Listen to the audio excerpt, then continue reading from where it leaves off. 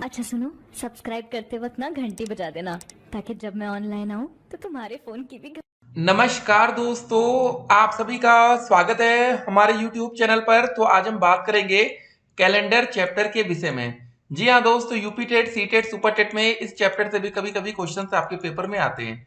तो चलिए देखते हैं कौन कौन से क्वेश्चंस आपके पेपर में अब तक आ चुके हैं।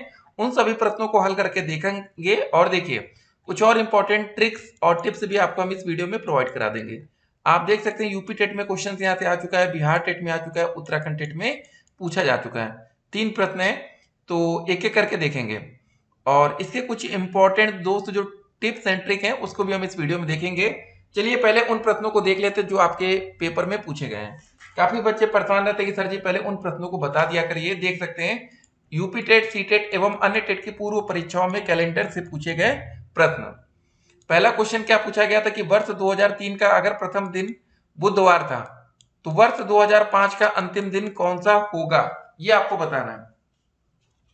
तो सभी बच्चे सोचेंगे और इसका आंसर करने का पहले प्रयास करेंगे, उसके बाद हम आपको इसका सोल्यूशन बताते हैं। तो देखिए कोई क्वेश्चन बहुत कठिन नहीं है। एक बात और आपको बता दें, अगर कभी भी कोई क्वेश्चन बनता है, ठीक है, देखिए चलिए कुछ बातें आपको बता दें, नहीं तो फिर आप लोग परेशान होंगे। जैसा कि दोस्तों कुछ चीजें जो आप नहीं जानते होंगे बिल्कुल बेसिक से, तो आपके लिए दिक्कत होगी। जैसे कि हमारा एक सामान्य वर्ष में 365 दिन होता है, एक लीप वर्ष में 366 दिन होता है। इसको लिख लीजिएगा पहले कॉपी पर। सामान्य वर्ष में जो विषम दिन होता है दोस्तों वो 1 दिन का होता है। लीप वर्ष में जो विषम दिन होता है वो 2 दिन का होता है। इसको भी जरा लिखेंगे, ठीक है। प्रत्येक 4 वर्ष के बाद लीप वर्ष प्राप्त होता है। लीप वर्ष में जो हमारी फरवरी होती है 29 दिन की और सामान्य वर्ष में फरवरी 28 दिन की होती है। यदि ज्ञात वर्ष में 4 से भाग लग जाए तो वह वर्ष लीप वर्ष होगा और फरवरी 29 दिन की मानी जाएगी। और यदि भाग ना लगे तो वह सामान्य वर्ष होगा और फरवरी इसमें 28 दिन की होगी। अगर 1999 लिखा जैसे इसमें 4 से भाग करेंगे नहीं जाएगा, तो मतलब ये है कि ये सामान्य वर्ष है, लीप वर्ष नहीं है। विषम दिन 6 दिन से अधिक नहीं हो सकते। एक बात और आपको ध्यान रखना है, विषम दिन वह होता है जो दिनों की संख्या में 7 से भाग देने पर शेष बचेगा। ठीक है, विषम दिन कैसे निकालेंगे इसको भी देखेंगे। तो ये सब बातें हो गई और बिल्कुल बेसिक से दोस्त हम आपको समझा देंगे, आप लोग को बिल्कुल परेशान होने की जरूरत नहीं है। एक बात और जरा देख लीजिए यहाँ पर, जैसे कैलेंडर के प्रकार कैसे हो सकते हैं। समय पर आधारित हो सकता है, दिन, माह एवं वर्ष पर आधारित हो सकता है, कैलेंडर पर आधारित हो सकता है।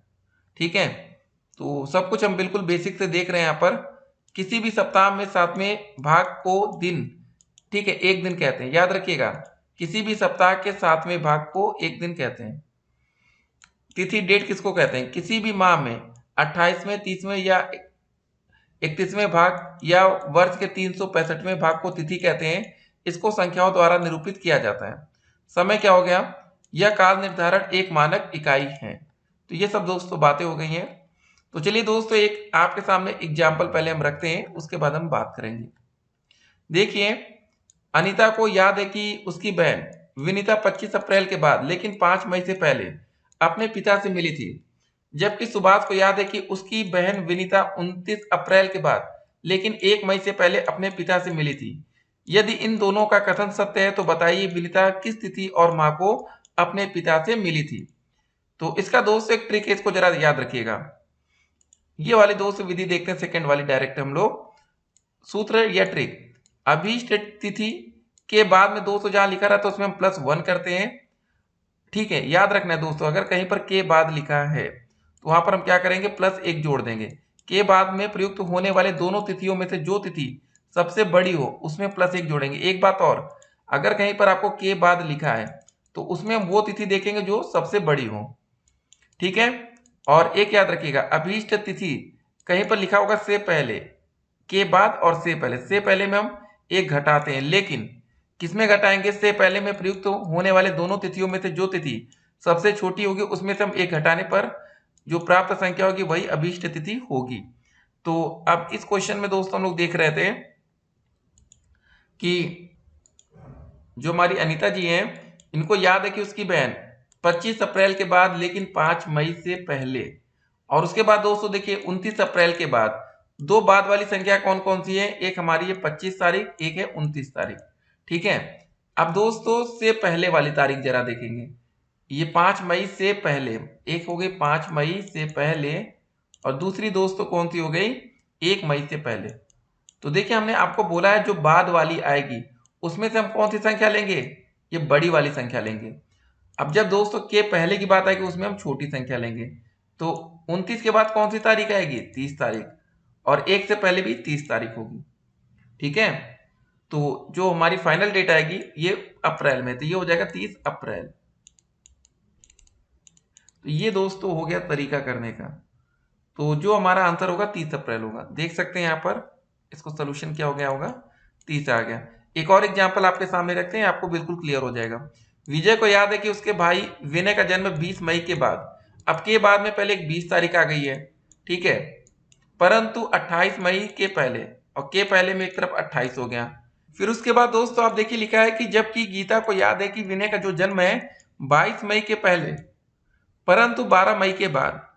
अब के बाद वाली जो संख्या देखिए, पहले के बाद वाली संख्या हमारी 20 तारीख थी, अब यहाँ पर के बाद वाली है 12 तारीख, और यहाँ पर के पहले वाली एक 28 तारीख थी, उसके बाद दोस्तों 22 मई के पहले, तो ये 22 हो गया।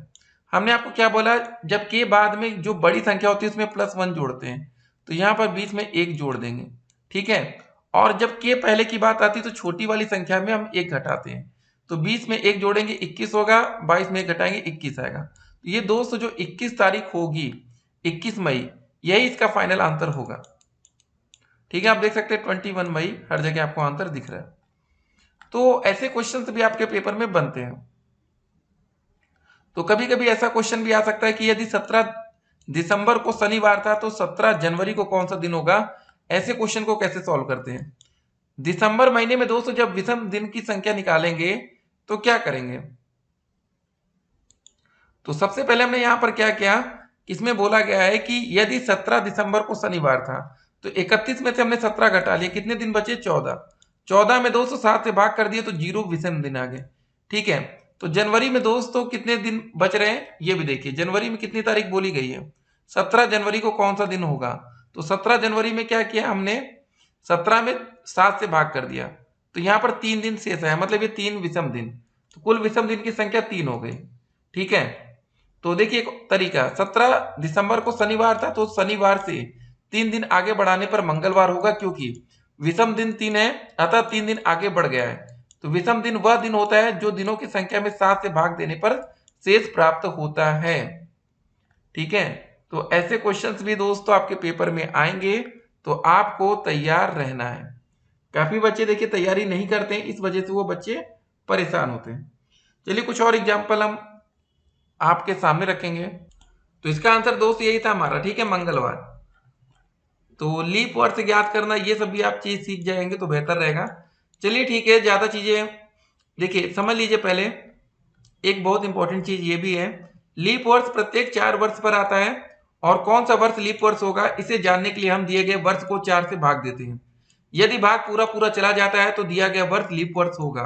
जैसे 1984 में 4 से भाग देंगे, देखिए 1984 4 से भाग दीजिए, कितनी बार जाएगा 4 बार, 4 चौके 16, यहाँ बचेगा 3 और 8, 4 9 36, 2 4, 4 छंग 24, ये पूरा पूरा कट गया। तो दोस्त ये कौन सा वो वर्ष हो जाएगा, हमारा लीप वर्ष हो जाएगा। अगर इसमें भाग नहीं जाता तो ये लीप वर्ष ना होकर साधारण वर्ष बन जाता। देख सकते हैं कि चूंकि यहाँ 1984 में 4 का पूरा भाग चला गया है और कोई भी शेषफल नहीं बचता, अतः यह लीप वर्ष होगा। परंतु यहाँ पर यह ध्यान देने योग्य है कि प्रत्येक शताब्दी वर्ष जिसमें 4 से पूरा पूरा भाग चला जाता है और शेषफल नहीं बचता वह लीप वर्ष नहीं होता है। परंतु शताब्दी वर्षों के अलावा जो भी वर्ष होंगे यदि उनमें 4 का पूरा भाग चला जाता तो शेषफल नहीं बचता तो वह लीप वर्ष होगा। शताब्दी में ये नियम लागू नहीं होगा। देखिए जो शताब्दी वर्ष होते हैं उसका पता लगाने के लिए शताब्दी वर्ष को हम 400 से भाग देंगे। यदि भाग पूरा पूरा चला जाए और कुछ भी शेष ना बचे तो वह शताब्दी लीप वर्ष होगा। जैसे कि 200 2000 हो गया, 1200 1600, इसमें हम जब 400 से भाग देंगे तो पूरा पूरा भाग चला जाएगा, कुछ भी शेष नहीं बचेगा। तो ये सब बातें हो गई। तो ये सब बेसिक चीजें दोस्तों अगर आपको पता है तो फिर बहुत ही मजा आने वाली है, ठीक है। तो काफी बच्चे ट्रिक पर आधारित रहते हैं। देखिए जैसे क्वेश्चन ये था कि यदि 17 दिसंबर 1982 को शनिवार था, ठीक है, तो 17 दिसंबर 1983 को कौन सा दिन होगा, एक साल के बाद कौन सा दिन होगा इस डेट को। तो यहां पर देखिए जो ट्रिक है, 17 दिसंबर 1982 को अगर 17 दिसंबर 1983 तक कुल एक वर्ष हुआ, यहाँ एक बात समझिए, दोनों के बीच में टोटल एक साल का समय, अतः फरवरी 1983 में पड़ेगी, ठीक है। क्योंकि 17 दिसंबर 1982 में फरवरी तो पड़ेगा नहीं, फरवरी के बाद अब कौन सा साल आ जाएगा, 1983 का आएगा। तो अब 1983 को ये पता करेंगे कि ये सामान्य वर्ष है कि लीप वर्ष है। तो ये इसमें 4 से तो भाग जाएगा नहीं, कुल दिन 365 दिन होगा और विषम दिन 1 होगा। अब एक दिन आगे बढ़ाने पर रविवार मिलेगा, ठीक है। तो एक दिन पहले शनिवार था, अगर लीप वर्ष होता दोस्तों तो उसमें हम 2 दिन आगे बढ़ा देते। एक बात और याद रखिए, क्योंकि देखिए सामान्य वर्ष में विषम दिन जो होते हैं वो 1 होता है, ये देखिए लिखा है यहाँ पर, और लीप वर्ष में विषम दिन 2 होता है, इसको ध्यान रखना है। तो सामान्य वर्ष था तो एक विषम दिन हुआ, तो जो भी यहाँ पर दिन था सेम डेट पर शनिवार था तो अगला दिन हमारा रविवार हो जाएगा, ठीक है, यही आंसर है। तो ये सब चीजें हैं, चलिए ज्यादा इस पर हम डिस्कस नहीं करते हुए अब सीधे हम लोग क्वेश्चन पर आएंगे, ठीक है। काफी बच्चे परेशान हो रहे होंगे कि सर जी जो पेपर में पूछा गया वो प्रश्न बताइए। तो चलिए पहला क्वेश्चन क्या था हमारा कि वर्ष 2003 का प्रथम दिन अगर बुधवार था तो वर्ष 2005 का अंतिम दिन कौन सा रहा होगा, ठीक है, यही क्वेश्चन है और बहुत इंपॉर्टेंट क्वेश्चन है क्योंकि ये यूपी टेट में पूछा गया प्रश्न है। तो यहां पर एक बात आपको समझने वाली है जो वो ये है कि जो वर्ष होता है साधारण वर्ष का प्रथम व अंतिम दिन एक ही होता है, याद रखिएगा, लिख लीजिएगा, साधारण वर्ष का फर्स्ट डे और लास्ट डे एक ही होता है, ठीक है। एक बार तो यहां पर बोला गया 2003 का प्रथम दिन बुधवार था, तो वर्ष 2005 का अंतिम दिन कौन सा रहा होगा।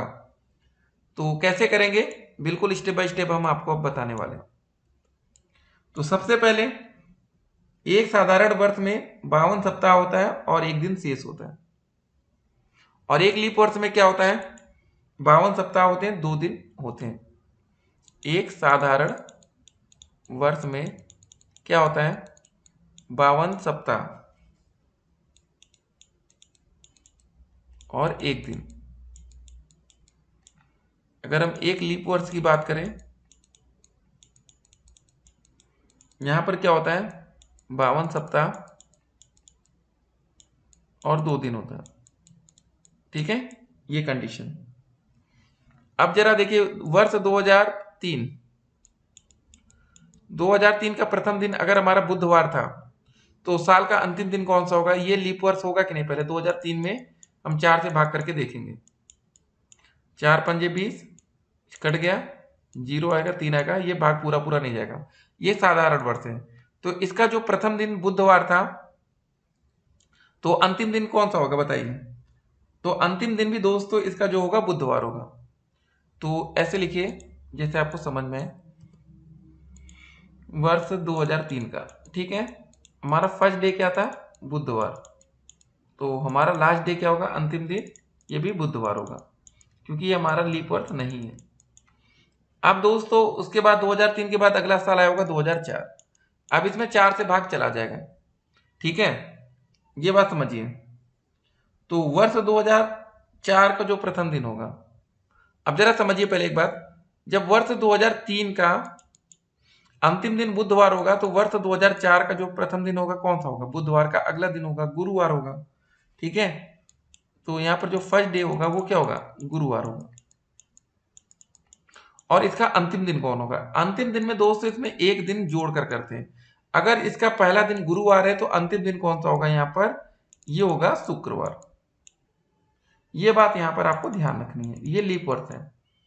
अब ये बात हो गई, अब हम आएंगे 2005 में, 2005 का अंतिम दिन पूछा गया है, तो 2005 का पहले पहला दिन कौन सा होगा, शुक्रवार के बाद अगला दिन कौन सा आएगा, फर्स्ट डे, ये आएगा शनिवार, पहला दिन हमारा शनिवार हो गया। अब 2005 में 4 से तो भाग जा नहीं रहा है, तो इसका जो पहला दिन होगा वही लास्ट दिन होगा, मतलब साधारण वर्ष है, तो अंतिम दिन भी हमारा शनिवार हो जाएगा। तो सही आंसर था डी विकल्प। देखिए सब कुछ प्रैक्टिस से आएगा, ऐसे कुछ नहीं आएगा, ठीक है। तो ध्यान रखना है दोस्तों, गलती आपसे नहीं होने पाए। चलिए अगला प्रश्न देखते हैं। एक साधारण वर्ष में कुल कितने सप्ताह होते हैं? देखिए एक साल में 365 दिन होता है। अगर इसको आप 7 से भाग करेंगे, ठीक है, तो एक सप्ताह में 7 दिन होता है, तो 7 से भाग करने पर आएगा हमारा 52 सप्ताह, एक दिन, ठीक है। अगर कोई वर्ष लीप वर्ष है, अगर कोई साल लीप वर्ष है तो वो 366 दिन का होगा। इसमें 7 से भाग करेंगे तो आएगा 52 सप्ताह, 2 दिन आएगा। तो क्वेश्चन हमसे पूछा गया था कि कुल कितने सप्ताह होते हैं, तो इसका सही आंसर होगा बी विकल्प, ठीक है, सिर्फ होगा 52। चलिए अगला प्रश्न देखते हैं अब हम लोग। 3 नंबर क्वेश्चन क्या रहा, यदि किसी लीप वर्ष का पहला दिन मंगलवार है तो उस वर्ष का अंतिम दिन बताइए। हमने आपको क्या बताया कि साधारण वर्ष में क्या रूल लगता है, जो पहला दिन होगा वही सेम टू सेम लास्ट दिन भी होगा, लेकिन लीप वर्ष में जो पहला दिन होगा उसमें +1 जोड़ देंगे, वही अंतिम दिन आएगा। अगर पहला दिन मंगलवार है तो उसमें एक दिन जोड़ देंगे तो मंगल के बाद बुधवार आएगा। सही आंसर होगा हमारा ए विकल्प, ठीक है। तो इसको टिक करेंगे। तो अब तक आपके पेपर में यही सब क्वेश्चंस बने हैं दोस्तों इस चैप्टर से। बाकी देखिए आप इन सभी प्रश्नों का स्क्रीनशॉट लेकर पढ़ सकते हैं, ठीक है। बाकी अगर आपको कुछ और डाउट हो, जैसे ये सब क्वेश्चन था कि 29 नवंबर 1992 का दिन ज्ञात करना है, अगर आप ऐसे भी क्वेश्चंस लगाना चाहते हो तो आप हमें कमेंट करेंगे। हमने वो प्रश्न पहले आपके सामने रख दिया जो पेपर में पूछे जाते हैं। काफी बच्चे कहते हैं सर जी एक्स्ट्रा पढ़ने की क्या जरूरत है, जो क्वेश्चन पेपर में नहीं आया। तो ठीक है, इन सब का प्रैक्टिस करेंगे आप लोग। बाकी कुछ और दिक्कत होगी तो कमेंट करेंगे। मिलते हैं एक और वीडियो में, तब तक के लिए स्टे कनेक्टेड। आपका दिन शुभ हो।